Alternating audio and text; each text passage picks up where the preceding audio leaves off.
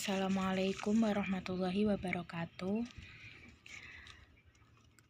Saya dari kelompok 1 akan menjelaskan materi terkait data primer dan data sekunder. Nah, ini anggota dari kelompok kami dari kelas kualitatif B. Yang saya jelaskan pertama adalah data primer. Apa sih yang dimaksud dengan data primer? Data primer adalah data yang dikumpulkan langsung dari sumber asli oleh peneliti, memiliki tingkat keaslian tinggi dan mencerminkan kondisi terkini subjek penelitian. Pengumpulan data ini penting untuk penelitian yang memerlukan informasi spesifik dan relevan. Jadi pengertian mudahnya, data primer itu adalah data yang bisa kita dapat langsung dari sumber asli tanpa perantara. Intinya langsung, tidak ada media atau perantaranya. Nah, metode pengumpulan data primer di sini disebutkan 4. Yang pertama survei, yang kedua wawancara, yang ketiga observasi, dan yang keempat eksperimen. Yang pertama survei. Survei adalah kuesioner terstruktur untuk menjangkau banyak responden. Contohnya ini bisa dengan membagi kuesioner. Contohnya dengan Google Form. Yang kedua ada wawancara. Wawancara itu apa? Wawancara itu percakapan langsung kepada narasumber untuk memperoleh informasi secara mendalam. Jadi nanti kita saat meneliti dengan metode ini itu ngomong langsung dengan narasumber yang sesuai dengan apa yang kita teliti. Yang keempat ada observasi. Observasi itu seperti yang kita ketahui artinya pengamatan. Pengamatan perilaku atau situasi di lapangan. Jadi kita mengamati langsung dengan mata kepala kita apa yang terjadi di lapangan. Terus yang keempat eksperimen. Eksperimen itu percobaan. Di sini pengertiannya pengujian hipotesis dengan memanipulasi variabel tertentu. Jadi kita di sini mencoba dugaan awal atau hipotesis secara langsung. Benar nggak sih ini nanti kejadiannya begini, ini nanti kejadiannya begini. Jadi kita bereksperimen, menguji langsung apa yang sebelumnya telah kita duga. Selanjutnya ada kelebihan dan kekurangan data primer. Apa sih kelebihannya data primer? Nomor 1, orisinal atau orisinil itu berarti asli. Terus kalau data primer itu lebih spesifik terhadap penelitian, jadi tidak secara umum. Terus ada aktual dan terkini. Sedangkan kekurangan data primer itu 1, memerlukan biaya yang banyak dan juga waktu yang lama. Contohnya kayak survei tadi ya, membagi kuesioner. Nah itu kan butuh waktu yang lama. Kita kan nggak tahu responden itu akan merespon apa enggak, kan nggak tahu. Jadi butuh waktu yang lama. Terus kayak wawancara, kita masih harus janjian dulu sama orangnya. Belum lagi kalau orangnya nggak bisa. Nah itu kan membutuhkan waktu yang lama. Eksperimen juga. Eksperimen itu biasanya ada prosesnya. Jadi butuh waktu yang lama. Terus potensi partisipasi responden rendah. Nah ini tadi yang saya maksud, yang kayak contoh pembagian kuesioner. Ya kalau respondennya mau segera mengisi, kalau enggak. Nah ini kan jadi kekurangan tersendiri dari data primer. Selanjutnya sampel mungkin tidak representatif. Apa sih representatif itu? Representatif itu dapat mewakili populasi. Jadi kalau kita menggunakan data primer itu kemungkinan kekurangannya itu tidak mewakili populasi. Sampel yang kita dapat itu tidak bisa mewakili semua populasi. Nah itu kekurangan dari data primer. Selanjutnya, nah ini contohnya. Kami mengambil contoh dengan judul skripsi pengaruh metode pembelajaran interaktif terhadap kemampuan berbicara bahasa Arab di sekolah menengah pertama. Data primernya, peneliti mengumpulkan data langsung dari siswa kelas 8 sekolah menengah pertama melalui Nomor 1, wawancara. Nah, ini contohnya peneliti mewawancarai 30 siswa untuk memahami persepsi atau pendapat mereka tentang metode pembelajaran interaktif dan bagaimana metode ini mempengaruhi kemampuan berbicara atau kalam mereka dalam bahasa Arab. Jadi nanti dalam wawancara ini 30 siswa itu akan ditanyai secara langsung. Terus yang kedua, observasi kelas. Observasi kelas ini apa? Berarti peneliti melakukan observasi atau pengamatan langsung terhadap kegiatan pembelajaran di kelas selama 5 sesi untuk melihat interaksi siswa dan guru selama penerapan metode interaktif. Nah, ini kan 5 sesi ya, membutuhkan waktu yang lama. Jadi pengamatannya itu tidak boleh hanya menggunakan satu sesi saja, satu waktu saja. Jadi kalau mau membandingkan atau melihat itu harus lebih dari satu sesi seperti ini. Ini menggunakan 5 sesi untuk mengamati apakah pembelajaran ini interaktif atau tidak untuk kemampuan kalam atau berbicara bahasa Arab. Terus yang ketiga ada kuesioner. Ini peneliti memberikan kuesioner kepada siswa untuk mengukur tingkat kepuasan dan efektivitas metode pembelajaran interaktif dalam meningkatkan kemampuan berbicara bahasa Arab siswa. Nah, ini bisa dibagi dengan Google Form. Sekarang kan sudah canggih ya. Terus kebanyakan siswa sekarang juga sudah boleh bawa HP kalau ke sekolah. Jadi kalau penelitian kita tinggal membuat Google Form dan nanti dibagi linknya ke siswa, suruh mengisi itu kira-kira pembelajarannya bagaimana. Terus nanti hasil dari wawancara, observasi, dan kuesioner ini merupakan data primer yang digunakan untuk menjawab rumusan masalah dari penelitian. Begitu.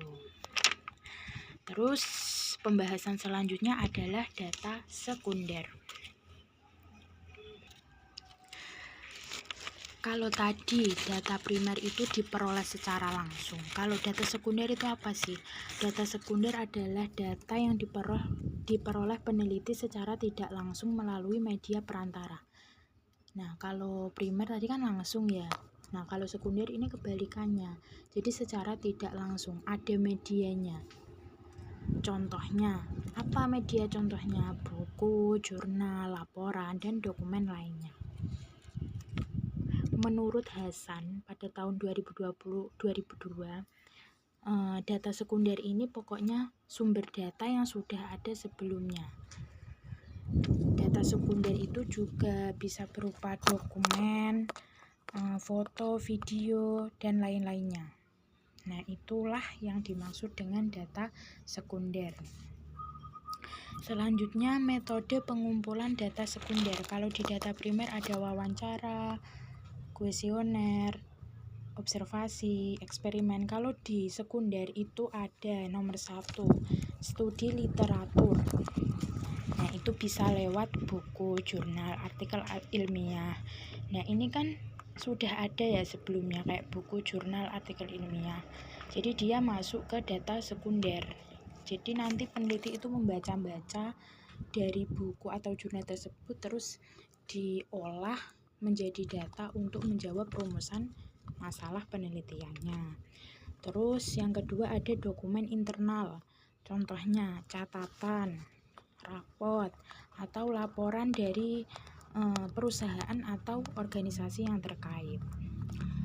Nah, ini kan juga sudah ada sebelumnya, jadi kita tinggal melihat-lihat saja. Terus yang ketiga ada sumber online. Ini bisa dari internet, laporan pemerintah, database online, pokoknya yang berasal dari internet atau online. Yang keempat ada laporan resmi, seperti statistik pemerintah ini kan termasuk resmi ya, jadi dia masuk ke data sekunder. Survei nasional, publikasi internasional, nah ini masuk ke metode pengumpulan data sekunder. Yang kelima ada media elektronik, contohnya foto, video, rekaman suara. Nah, ini kalau contoh mudahnya itu kita bisa cari kayak di TikTok, Instagram, itu kan banyak ya video yang kayak misal istimak bahasa Arab lewat kartun atau apa kan ada ya. Nah, nanti di belakang ada contohnya. Terus yang keenam ada arsip atau database. Nah, ini kan pasti sudah ada. Contohnya apa? Informasi dari arsip sejarah atau database digital. Sejarah kan pasti sudah ada, jadi dia masuk ke data sekunder. Selanjutnya masuk ke kelebihan dan kekurangan data sekunder. Semua itu pasti ada kelebihan dan kekurangannya ya, termasuk dalam hal pengumpulan data maupun primer maupun sekunder itu mempunyai kelebihan dan juga kekurangan. Nah, apa kelebihan data sekunder? Nomor 1, mudah didapatkan. Kenapa kok mudah didapatkan? Karena kan sudah tersedia, sudah ada. Kita tidak perlu buat lagi, kita tinggal mencari dan menganalisisnya.